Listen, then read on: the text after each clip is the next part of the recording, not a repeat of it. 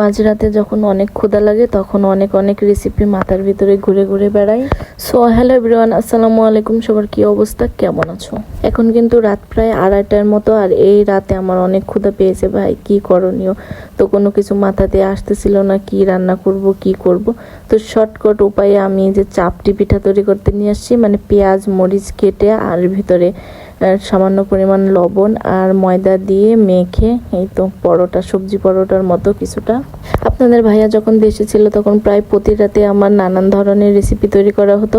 এখন সে নাই, তাই আমার ক্ষুধা লাগলেও কোনো কিছু তৈরি করতে মন চায় না। তাকে অনেক মিস করি, অনেক, মানে কোনো কিছু তৈরি করতে গেলে তার কথা আমার আগে মনে আসে। আমার চোখে কিন্তু এখন অনেক ঘুম, তোমরা নিশ্চয়ই আমার ভয়েসটা শুনে বুঝতে পারছো। কিন্তু কিছুদিন যাবত আমি সকালবেলা ভিডিওটা কন্টিনিউ দিতে পারতেছি না, এই কারণে রাতের বেলাতে ভিডিওটা এডিটিং করে রাখতেছি। আমি সামনাসামনি মানুষের সঙ্গে কথা বলতে গেলে অনেকটা গুলিয়ে যাই, আর ভিডিওতে ভুল হওয়াটাই স্বাভাবিক। সো তোমরা কোনো কিছু ভুল হলে অবশ্যই ক্ষমা দৃষ্টিতে দেখবা।